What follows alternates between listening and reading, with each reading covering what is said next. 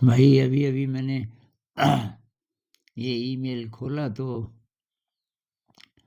अ, एक भाई साहब ने बहुत कमाल के सवाल पूछे हैं।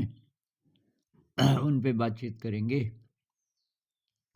आज मुझे खांसी भी ज़्यादा है, देखते हैं कितना बोल पाता हूँ। सवाल है, देह त्यागने के बाद आत्मा किस अवस्था में रहती है? क्या वो बाल अवस्था में रहती है, युवावस्था में या वृद्धावस्था में? यदि किसी ने वृद्धावस्था में देह त्यागी तो क्या आत्मा वृद्ध ही रहती है? परंतु यदि चेतना का लगाव युवावस्था से है तो वह युवा या बाल क्यों नहीं होती? भाई आत्मा का शरीर थोड़ी होता है। आत्मा न तो लोकलाइज्ड है, उसकी बाउंड्री नहीं है, अनंत है। जो जो विशेषण हम परमात्मा के लिए यूज करते हैं, तो क्योंकि परमात्मा और आत्मा तो एक ही चीज है ना। तो वही विशेषण हम आत्मा के लिए भी यूज करते हैं। अनादि है, बिगिनिंगलेस, अनंत है, इन्फिनिट है, बाउंडलेस है, उसकी कोई बाउंड्री नहीं है, वो दिखता नहीं है, अजर है, अमर है। तो आत्मा को कुछ लेना देना नहीं। युवावस्था, ये अवस्था तो शरीर की होती है। ये जो शरीर है मरण धर्मा, ये तो इसका है कि बच्चा है, फिर जवान हुआ, फिर तो किसी भी उम्र में किसी की डेथ हुई हो, उससे कुछ लेना देना नहीं है। अब ये जो एनडी वाले हैं, नियर डेथ एक्सपीरियंस वाले, कुछ टाइम के लिए मर गए थे, ये बताते हैं कि जिस भी इंसान को वो मिलते हैं तो बेस्ट हेल्थ में होता हो, उसकी हेल्थ बहुत शानदार होती है। और आप जब उसको मिले जिस अवस्था में, उसी अवस्था में दिखता है ताकि आप पहचान पाएं। लेकिन एक्चुअली तो आत्मा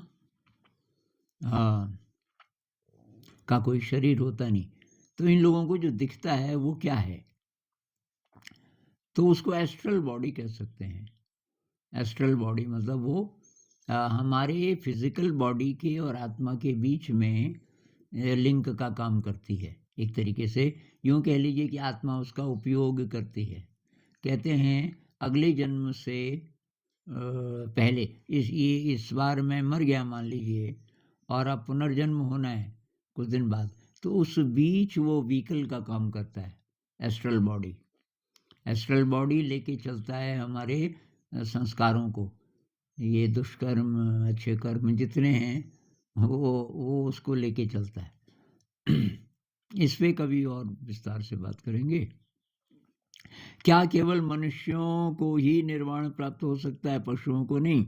यदि पशुओं को भी हो सकता है तो क्या उन्हें केवल मनुष्य योनि में आकर ही मोक्ष मिलता है? तो इसमें भी रमण महर्षि जी कहते हैं कि पशु भी इनलाइटेंड हो सकते हैं। और लेकिन इन्होंने पूछा है कि पशु अवस्था में अगर मोक्ष मिल सकता है तो इसका मतलब ये कि भौतिक सुखों का त्याग किए बिना भी मोक्ष संभव है, तो वो जानवर ही अलग प्रकार का होगा। रमण महर्षि जिनकी बात कर रहे हैं तो उनमें लालच नहीं हो, भौतिक सुखों का त्याग, ये तो क्वालिफिकेशन नहीं है आध्यात्म की। भाई जितना हमें चाहिए ना भौतिक चीजें, उनका तो उपभोग हम करेंगे। अब ये जो सुख की बात है, अगर आप अतिरिक्त को सुख बोल रहे हैं तो लालच है। लेकिन जितनी ज़रूरत है तो उतना तो हम लेंगे ही। शरीर की ज़रूरत है, खाना खाएंगे तो खाने में टेस्ट भी है, तो उसका टेस्ट तो हम लेंगे ही। तो इसको टेस्ट नहीं लेना और तब हम आध्यात्मिक होंगे, ये तो नहीं है।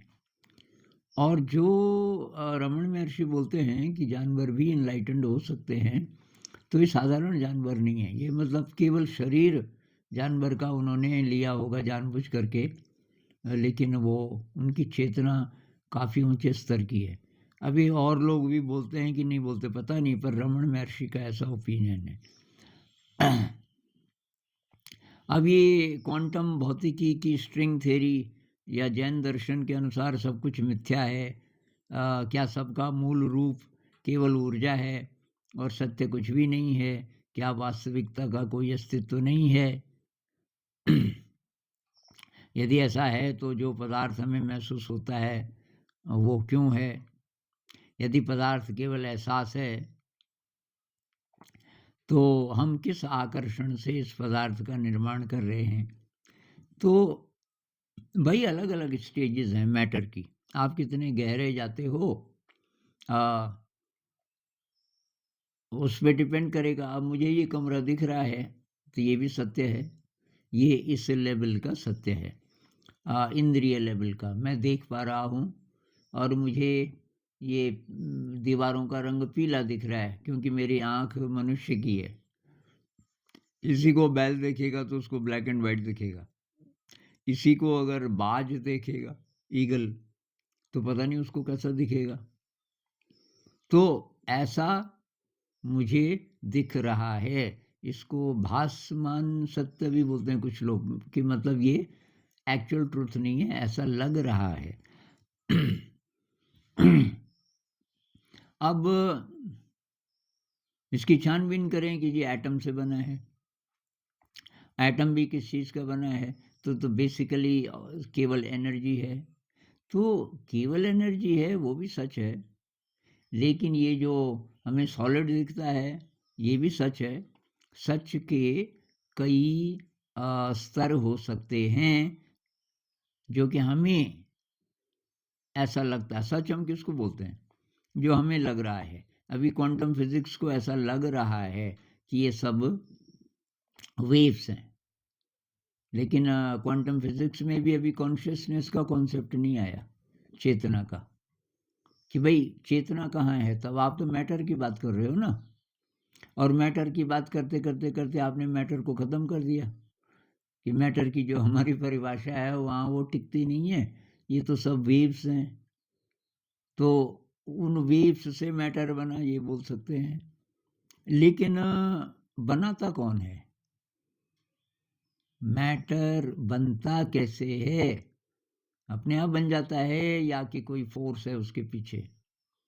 जैसे मैं एटम से बना हूँ, वह मैं मान गया, और एटम भी क्योंकि वाइब्रेशन से बने हैं, वेव्स से बने हैं, तो मैं वेव हूँ बस।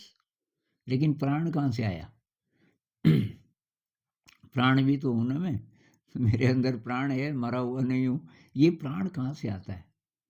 तो ये जो कॉन्शियसनेस है, जब तक इसको इंक्लूड नहीं करेंगे, साइंस वाले तो क्वांटम फिजिक्स हो, स्ट्रिंग थ्योरी हो, ये कहीं तक भी पहुँच जाएं, ये अंत में कुछ मिलेगा नहीं इनको उस रास्ते से।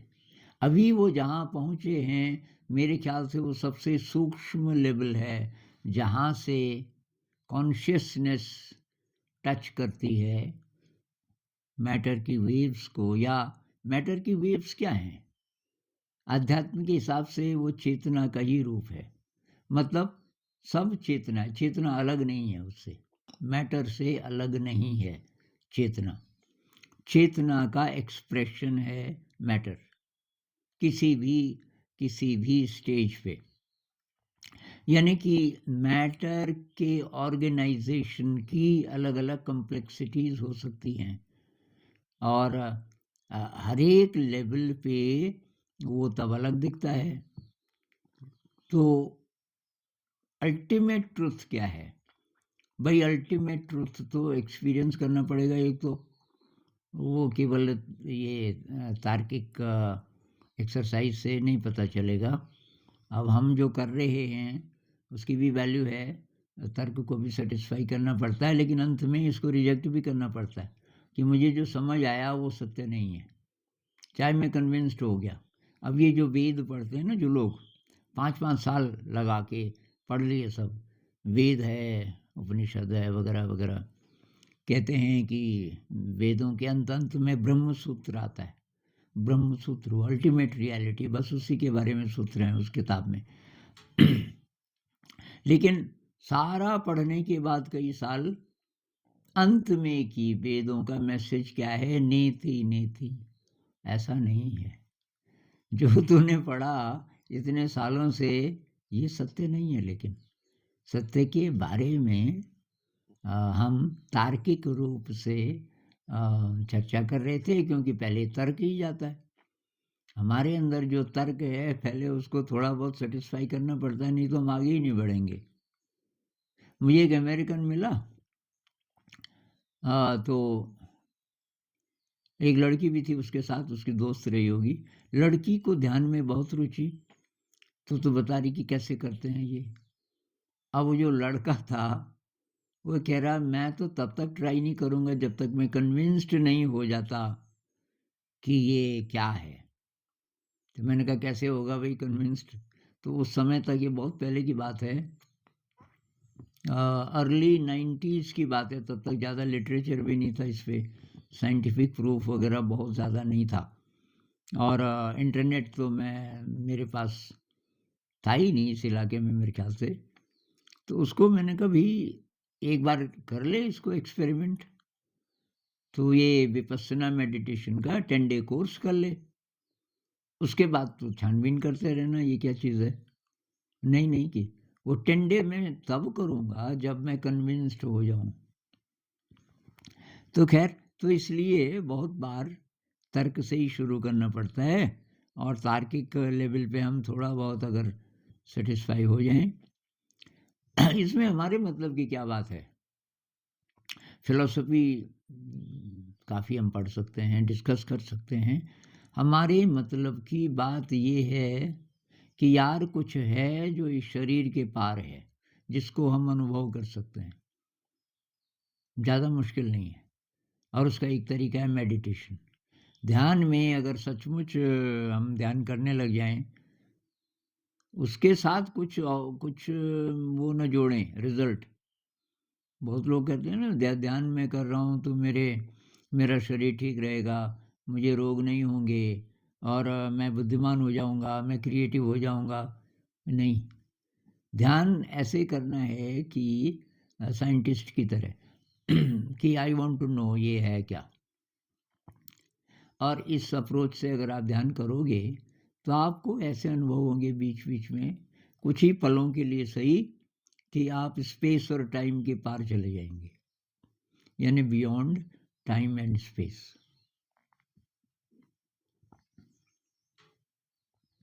तो जब बियॉन्ड टाइम एंड स्पेस आप चले जाते हैं कुछ कुछ देर के लिए, उस समय तक जब आप वापस आते हैं, तो उस समय लगता है यार वो स्टेट क्या था। क्या जब ये शरीर चला जाएगा तो वो स्टेट बचेगा क्या? तभी सवाल आने लगते हैं। फिर आप अगर एनडी वालों को पढ़ो, ल्यूसिड ड्रीम वालों की वीडियोस देख लो, sorry N D, near death experience, जो मर गए थे कुछ देर के लिए और फिर वापस आ गए, 5-7 मिनट बाद फिर जिंदा हो गए, वो जो अपना अनुभव बताते हैं।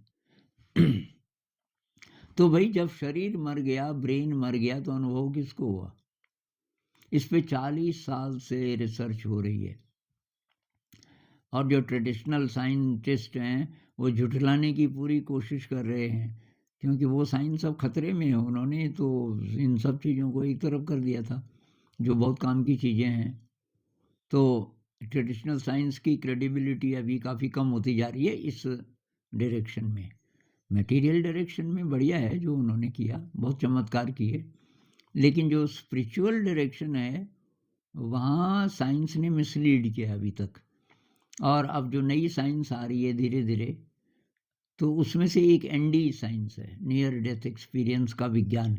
पिछले 40 सालों से उन्होंने साबित कर दिया कि ये जो लोग मर जाते हैं कुछ देर के लिए और जो अनुभव बताते हैं, वो अनुभव इमेजिनेशन नहीं है, हेल्यूसिनेशन नहीं है, साइकोसिस नहीं है, किसी प्रकार का भ्रम नहीं है, किसी प्रकार का ड्रीम नहीं है, क्योंकि ब्रेन तो मर गया भाई। लोग कहते हैं ना ये नहीं, ये तो ऐसा लगा उसको। अरे भाई किसको लगा? वो मर गया। ब्रेन जब मर गया तो लगा किसको? अनुभव किसको हुआ? इसका मतलब कोई और भी है इस शरीर के अंदर जिसको वो अनुभव हुआ, और वही वो भी बताते हैं। अनीता मूरजानी को पढ़ना, आप उसके वीडियोस देखना, अनीता मूरजानी। तो उसको कैंसर था लास्ट स्टेज का, फिर कोमा में चली गई। फिर डॉक्टर्स ने बोला कि भाई इसको ज़िंदा रखना चाहते हो आप, ये तो कभी ठीक नहीं होगी। तो परिवार वालों ने भी बोला कि नहीं, अब कोई फ़ायदा नहीं है। तो डॉक्टर्स ने बोला ऐसा करो, इसके अंतिम दर्शन के लिए सबको बुला लो। अब दर्शन तो क्या करने, तो कोमा में है। फिर भी कोई ये ना बोले कि आपने हमें क्यों नहीं बताया जी, पहले ही इसका दाह संस्कार कर दिया। तो उस रात उसके सब रिलेटिव्स आने वाले थे, और जिस समय अनीता को ये अनुभव हुआ उस समय उस कमरे में कोई नहीं था। अब किसी ने नर्स रही होगी, उसने बोला अब ये मरे हुए आदमी के साथ क्या रहना है, कोमा में है। तो अनीता कहती है मैं छत से अपने शरीर को देख रही थी, और मुझे झटका लगा कि मैं यहाँ हूँ कि वहाँ हूँ, और मैं समझ गई कि मेरे प्राण निकल गए। और प्राण निकल गए तो अब वो पता नहीं ये प्राण किस लोक में जाते हैं। उसी बीच एक डॉक्टर आया अंदर, और उसने वो मशीन देखी, फ्लैट लाइन, जो मशीन बताती है ना कि धड़कन चल रही है कि नहीं, फ्लैट लाइन मतलब मर गई।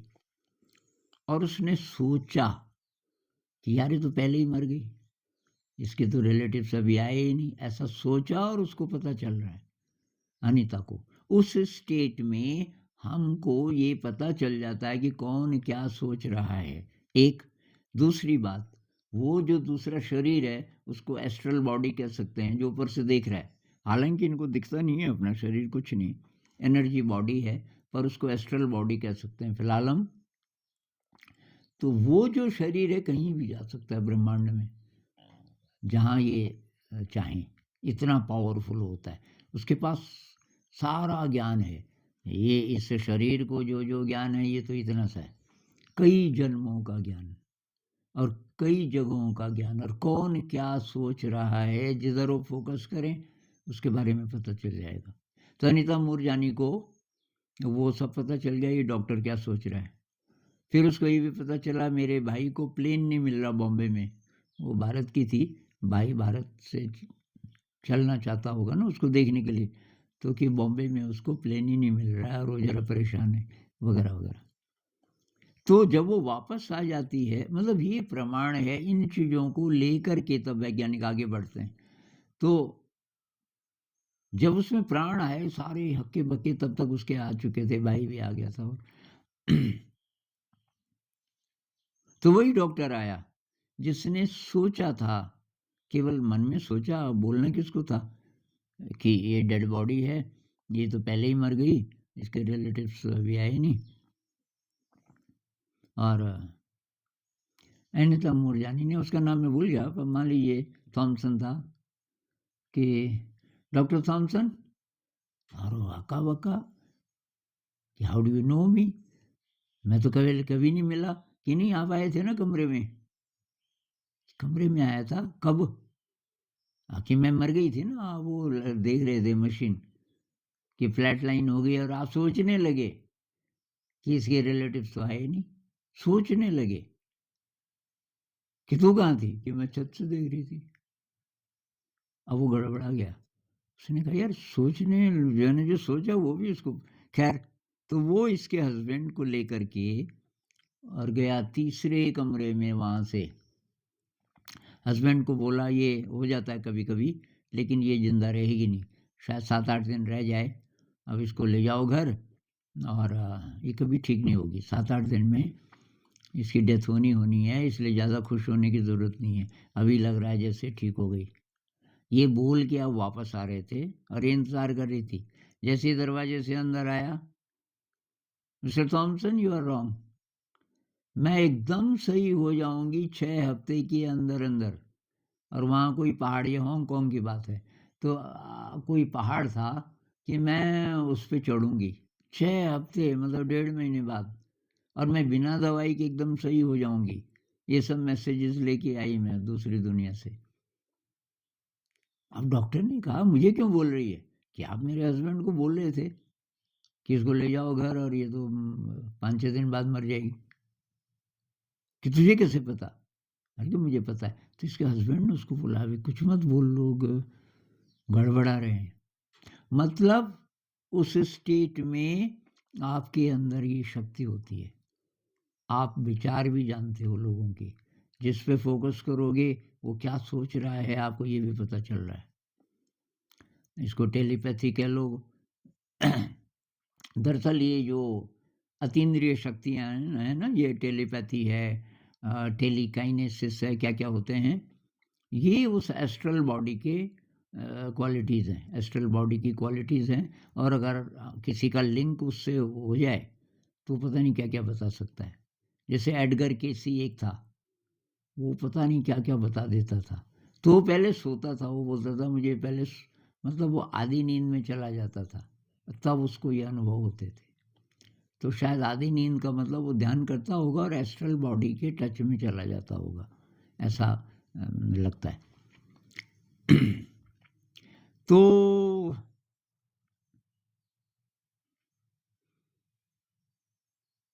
क्या सत्य कुछ भी नहीं है? तो भाई आध्यात्म के हिसाब से सत्य तो परमात्मा है, आत्मा है। मतलब शरीर और मन के पार का जो अनुभव है वो सत्य है। बुद्धिज़्म के अनुसार शून्यता, वो कहते हैं शून्यता। शून्यता का मतलब है कि आपको जब ऐसा अनुभव हो जाए क्लियरली कि कोई सेल्फ नहीं, मैं जिसको मैं बोलता हूँ वो है ही नहीं, ऐसी अनुभूति हो जाए, तो क्या ये सत्य नहीं है? भाई ये भी सत्य है। ये भी सत्य है किसी लेवल का। और हम ये नहीं कह सकते कि ये सत्य नहीं है। एक बार एक वेदांती था ना, अब वेदांत वाले यही बोलते हैं, I am not the body, I am not the mind. तो वो मेरे एक दोस्त को मिला ऋषिकेश में, और वो यहीं आना आना चाह रहे थे, इधर हम लोगों को मिलना चाह रहे थे। और तो ये जो वेदांती ऋषिकेश का था लड़का, अभी 25-26 साल का, अब वो बस में बस यही बोलता रहे कि हम न तो शरीर हैं न तो मन है, हम तो इन दोनों के पार हैं। मेरा दोस्त बोल रहा था वो तो है, बस शरीर भी तो है, तो खाना खाना पड़ता है, सोना पड़ता है, ये शरीर की देखभाल तो करनी पड़ती है। पर वो बार बार वही बोले कि एक्चुअली लेकिन हम ये हैं नहीं। अब बस से उतरने के बाद यहाँ करीब आधा किलोमीटर के आसपास होगा, और आधा किलोमीटर से थोड़ा ही कम होगा। अब पहाड़ पे वो कभी चला नहीं था, मेरे ख्याल से उसका पैर मुड़ गया ज़रा, तो बहुत तकलीफ़। तो मेरे दोस्त ने बोला चिंता मत कर, एक बूटी होती है हिमालय में, उसको छूने से आप ठीक हो जाओगे। उसने कहा हाँ, सुना तो है, हिमालय में तो एक से एक चीज़ें होती हैं। अब वो आ गया ऊपर, तो वो मेरा दोस्त बूटी, बूटी मतलब नेटल, नेटल पे ऐसे काँटे होते हैं कि एक लग गया आप पे, लगता है 100-100 इंजेक्शन लग गए, बहुत दर्द, 1 मिनट तक छटपटा जाता है आदमी, लेकिन वो ठीक हो जाता है। ब्लड क्लॉट हो, स्प्रेन हो, किसी भी टाइप का पेन हो, वो सब ठीक हो जाता है। तो लाए, और तो उस दोस्त ने 2-3 लोगों को बोल दिया था इसको पकड़ के रखना, ये छटपटाए नहीं इसकी। तो उसकी पीठ पे भी था ज़रा, जब वो गिरा, पैर पे भी हुआ, पीठ पे कि तो शर्ट उतार दे। तो पहले उसने पीठी पे लगाया, और वो चिल्लाए कि बस करो, कि क्या हो रहा है? कि दर्द, कि दर्द किसको हो रहा है? तेरे को कि तेरे शरीर को? अरे यार कि ये, कि पहले बोल मैं शरीर भी हूँ, नहीं तो मैं लगाता ही जाऊँगा इसको। भाई दर्द हो रहा है ना तेरे को, तो जिस लेवल पे हम शरीर हैं वो भी सत्य है। सत्य नहीं है तो तब फिर शरीर के साथ कुछ भी हो जाए कोई फ़र्क नहीं पड़ता क्या? भई हम बीमार होते हैं तो इलाज करते हैं, शरीर की देखभाल करते हैं। अ, तो जिस लेवल के सत्य में हम जी रहे हैं, अभी तो हमारे लिए वही सत्य है ना। बहुत लोगों के लिए सत्य बस इतना ही है, खाओ पियो, ऐश करो, और शरीर की ज़रूरतें पूरी हो रही हैं, वासनाएँ पूरी हो रही हैं बस। क्योंकि वो इसके पार भी कुछ है, न तो उनको शायद विश्वास है, और अगर विश्वास है भी तो ज़रूरत नहीं महसूस होती कि हम आत्मा हैं और वो होंगे, क्या लेना-देना। तो क्योंकि बुद्धि ऐसी है ना, ग्रॉस बुद्धि है। इसके लिए बहुत सूक्ष्म शक्तियाँ चाहिए, ऐसे सवाल मन में आएँ उसके भी लिए। ये भाई साहब ने जो सवाल पूछे हैं, ऐसे सवाल तभी आते हैं मन में जब जब आपकी जिज्ञासा उस लेवल की हो, बहुत ऊँचे स्तर की हो। तो भई आपके लिए मेरा तो सुझाव ये है कि आप मेडिटेशन ट्राई करो। विपस्सना ध्यान ट्राई करो। विपस्सना ध्यान से जो अनुभव होते हैं, उन अनुभवों के आधार पर फिर हम और बातचीत कर सकते हैं। तो केवल ये फ़िलॉसफ़ी में तो यार मेरा इंटरेस्ट नहीं है ज़्यादा। इसका कुछ न कुछ प्रैक्टिकल एप्लीकेशन होना चाहिए। भई थोड़ा-सा भी है तो तब हम और बातचीत कर सकते हैं। अब अंधेरी रात है और आपको शिखर पे कोई मंदिर है, वहाँ जाना है, दिख कुछ नहीं रहा। अचानक बिजली चमकी और आपको कलश दिख गया मंदिर का, थोड़ा-सा शिखर दिख गया, ऊपर का जो हिस्सा होता है। बस दोबारा नहीं दिखा तो आपको दिशा तो पता चल गई ना। अब हम बात कर सकते हैं उसके बारे में, क्योंकि आपको कुछ तो पता चल गया। इस दिशा में है, लगभग इतनी ऊँचाई पर है वगैरह-वगैरह। ऐसे ही ये जो आध्यात्म की बातें हैं, थोड़ा ना थोड़ा हमें अनुभव होना चाहिए। अनुभव कहाँ से होगा? बचपन में तो रहा होगा हमें पक्का। जब तक हमारा ये जो सांसारिक मन है, ये हावी नहीं हुआ, तब तक हमें पता रहा होगा। और अब दोबारा पता करने के लिए हमें ये जो अहंकार हमारा बहुत बड़ा हो गया, अहंकार मतलब मैं की परिभाषा। मैं की परिभाषा जिसमें हमारी मेमोरी है, जिसमें हमारा पूरा ज्ञान है इस जन्म का, इसके पार जाना पड़ेगा। इसके पार जाना पड़ेगा, ज़रा ही देर के लिए भी, 2-4 सेकंड के लिए भी। तो तब थोड़ी-सी झलक मिल जाती है और उसके बेसिस पे तब हम और बातचीत कर सकते हैं। नमस्कार।